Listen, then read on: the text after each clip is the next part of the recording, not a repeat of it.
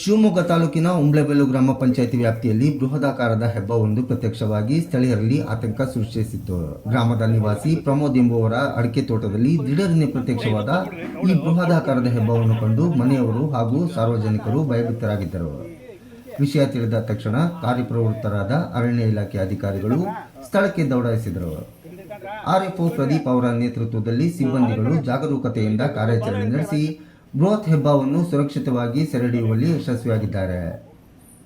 ಬಂಧಿಸಿದ ಹೆಬ್ಬಾವನ್ನು ನಂತರ ಯಾವುದೇ ಹಾನಿಯಾಗದಂತೆ ದಟ್ಟ ಅರಣ್ಯ ಪ್ರದೇಶಕ್ಕೆ ಕೊಂಡೊಯ್ದು ಬಿಡಲಾಗಿದೆ.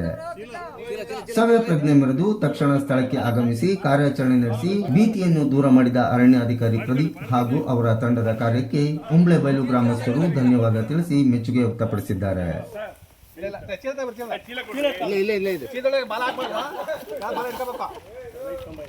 ಬಾಲ ಹಿಡ್ಕೋಬೇಕು, ಬಾಲ ಬಾಲ ಚೀಲ ಇಟ್ಕೋಬೇಕು, ಬಾಲ ಹಂಗಲ್ಲ ಒಳಗಡೆ ಬಾಲ ಆ ಕಡೆ ಹಿಡ್ಕೋಬೇಕು, ಆ ಕಡೆ ಹಿಡ್ಕೋಬೇಕು, ಬಾಲ ಬಿಟ್ಟು ಆ ಕಡೆ ಹಿಡ್ಕೋಬೇಕು, ಆ ಕಡೆ ಹಿಡ್ಕೋಬೇಕು, ಬಾಲ ಬಿಟ್ಟು ಅಲ್ಲ ಬಾಲ ಒಳಗೆ ಹಿಡ್ಕೋಬೇಕು, ಅಲ್ಲ ಬಾಲ ಒಳಗೆ ಹಿಡ್ಕೋಬೇಕು, ಹಂಗಲ್ಲ ಅಲ್ಲಿ ಕೆಳಬಟ್ಟ ಹಾಕತ್ಬೇಡ ಇದನ್ನ, ಅಲ್ಲ ಇನ್ನು ಕೆಳಬಟ್ಟ ಹಾಕತ್ಬೇಡ ಇದನ್ನ,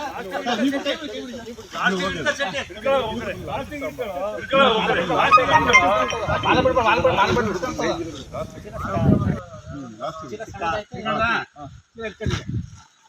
ಒಳಗ್ರಿ ಇಲ್ಲ ಕೆಳಗೆ ಮಾಡ್ರಿ, ಇನ್ನು ಕೆಳಗೆ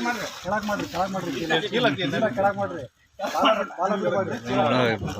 ಬಾಳೆ ಮಿರ್ದಂಗ